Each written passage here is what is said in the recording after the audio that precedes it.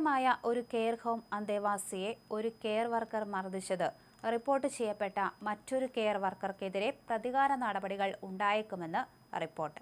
താൻ ജോലി ചെയ്യുന്ന കെയർ ഹോമിലെ ഒരു കെയറർ വൃദ്ധനായ ഒരു അന്തേവാസിയുടെ മുതുകത്ത് നിരവധി തവണ ഇടിക്കുന്നത് കണ്ടുവെന്നാണ് മീര പറയുന്നത്. ഈ പേര് യാഥാർത്ഥ്യമല്ല. നിലവിൽ പോലീസ് അന്വേഷണം നടക്കുന്നതിനാൽ നിയമപരമായ വിലക്കുകൾ ഉള്ളതുകൊണ്ട് കെയർ ഹോമിന്റെ പേര് വെളിപ്പെടുത്താൻ നിർവാഹമില്ലെന്നാണ് വാർത്ത റിപ്പോർട്ട് ചെയ്ത സ്കൈ ന്യൂസ് പറയുന്നത്. കെയർ ഹോമിൽ ജോലിക്കായി ഇന്ത്യയിൽ നിന്നെത്തിയ മീര പറയുന്നത് താൻ അവിടെ ഒരു വിസിൽ ബ്ലോവറായി എന്നാണ്. താൻ ഉയർത്തിയ പ്രശ്നങ്ങൾ പരിഹരിക്കുന്നതിന് പകരം തന്നെ സ്ഥാപനത്തിൽ നിന്ന് പുറത്താക്കുകയായിരുന്നു കെയർ ഹോം മാനേജ്മെന്റ് ചെയ്തതെന്നും അവർ പറയുന്നു. താൻ സംഭവിച്ച കാര്യങ്ങളെല്ലാം തുറന്നു പറഞ്ഞതോടെ തന്നെ ഒരു ക്രിമിനലാക്കി ചിത്രീകരിക്കാനായി ശ്രമം എന്നും അവർ ആരോപിക്കുന്നുണ്ട്. മറ്റ് പല വിദേശ കെയർ വർക്കർമാരെയും പോലെ മീരയുടെ വിസയും അവർ ജോലി ചെയ്തിരുന്ന കെയർ ഹോമായിരുന്നു സ്പോൺസർ ചെയ്തിരുന്നത്. ഇപ്പോൾ ജോലിയിൽ നിന്നും പുറത്തായതോടെ സ്പോൺസർഷിപ്പും ഇല്ലാതെയായി. മറ്റൊരു സ്പോൺസറെ കണ്ടുപിടിക്കാനായില്ലെങ്കിൽ നാടുകടത്തപ്പെടും എന്ന സ്ഥിതിയിലാണിപ്പോൾ.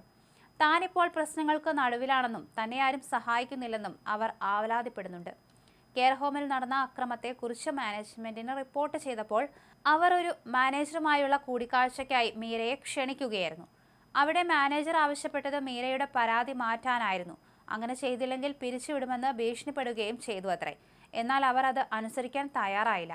തൊട്ടടുത്ത മാസം അവരെ പിരിച്ചുവിടുകയും ചെയ്തു.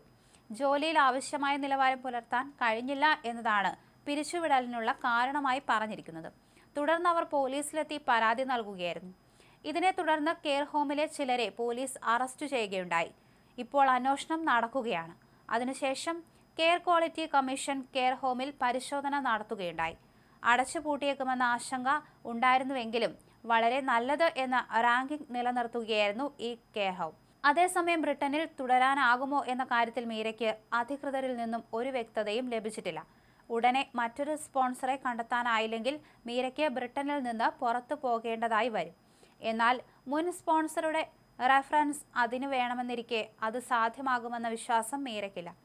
കെയർ ഹോം അന്തേവാസികളുടെ ബന്ധുക്കളോട് അവരുടെ പ്രിയപ്പെട്ട അന്തേവാസികളെ സസൂക്ഷ്മം നിരീക്ഷിക്കണമെന്ന് മീര ആവശ്യപ്പെടുകയാണ്.